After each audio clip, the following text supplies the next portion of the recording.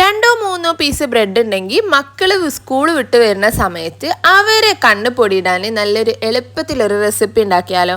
അവർക്കാണെങ്കിൽ വയറ് നിറയുകയും ചെയ്യും, നമുക്കാണെങ്കിൽ പണിയൂല. അത്രയും സിമ്പിളായിട്ടൊരു റെസിപ്പിയാണ് കേട്ടോ.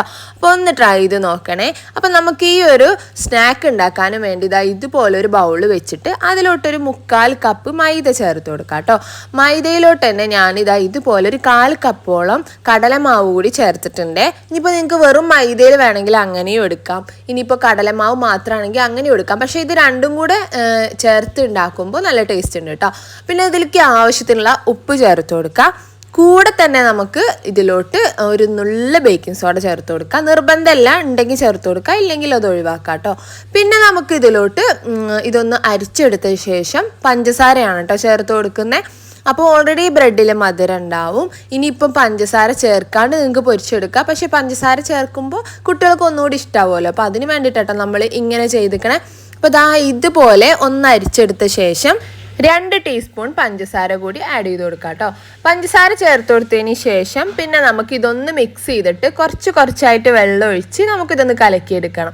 പിന്നെ ഇത് ബ്രെഡ് മുക്കിയെടുക്കാവുന്ന ഒരു പരുവത്തിലുള്ള മാവാണ് കേട്ടോ ഉണ്ടാക്കേണ്ടത്. അതെന്താന്ന് വെച്ചാൽ ബ്രെഡ് മുക്കിയെടുക്കുമ്പോൾ ഒരുപാട് മാവ് ചിലവ് വരും. അപ്പോൾ നമ്മൾ എന്ത് ചെയ്യാം, ഒരുപാട് അങ്ങ് കട്ടിയിൽ ഉണ്ടാക്കരുത്. ചെറിയൊരു ദോശ മാവിനേക്കാളും ഒരിച്ചിരി ലൂസ്, പഴംപൊരിക്ക് മാവ് ഉണ്ടാക്കൂലേ അതുപോലെ തന്നെ അതിലേക്കും ഒരിച്ചിരി ലൂസിൽ ഉണ്ടാക്കിയെടുക്കണം കേട്ടോ. എന്നാലേ ബ്രെഡിൽ നന്നായിട്ട് കവറായിട്ട് നിൽക്കുന്ന രീതിയിൽ നമുക്ക് അത്യാവശ്യം ബ്രെഡ് പൊരിച്ചെടുക്കാൻ പറ്റുള്ളൂ. അല്ലെങ്കിൽ നമ്മൾ ഒരുപാട് പൊടി എടുത്തിട്ട് മാവ് ഉണ്ടാക്കേണ്ടി വരും.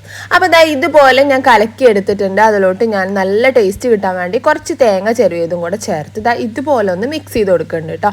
അപ്പോൾ ഇനി നമുക്ക് എന്ത് ചെയ്യാം, ഇതുപോലെ എണ്ണ ഒഴിച്ചു കൊടുത്ത് നമുക്കിത് ഫ്രൈ ചെയ്തെടുക്കാം. അപ്പോൾ ഞാൻ ഇവിടെ 2 പീസ് ബ്രെഡ് എടുത്തിട്ടുണ്ട്. അപ്പോൾ അതിനെ നമുക്കിത് ഇങ്ങനെ കട്ട് ചെയ്തിട്ട് 4 പീസാക്കുന്നുണ്ട്. അതിപ്പോൾ നിങ്ങൾക്ക് ഇഷ്ടമുള്ള രീതിയിൽ കട്ട് ചെയ്യുക, ക്രോസ് ആയിട്ടോ അല്ലെങ്കിൽ ഇതുപോലെ സ്ക്വയർ രൂപത്തിലോ എങ്ങനെ വേണമെങ്കിലും ചെയ്യാം കേട്ടോ. ഇനിയിപ്പോൾ നിങ്ങൾക്ക് ഒന്ന് ഫുള്ളായിട്ട് ഇങ്ങനെ ഫ്രൈ ചെയ്തെടുക്കണമെങ്കിൽ അതും ചെയ്യാം. അപ്പോൾ നമുക്ക് ഇങ്ങനെ ചെയ്യുമ്പോൾ ഒരെണ്ണം കൊണ്ട് 4 സ്നാക്ക് വരെ നമുക്ക് ഉണ്ടാക്കിയെടുക്കാൻ പറ്റുന്നതാണ്.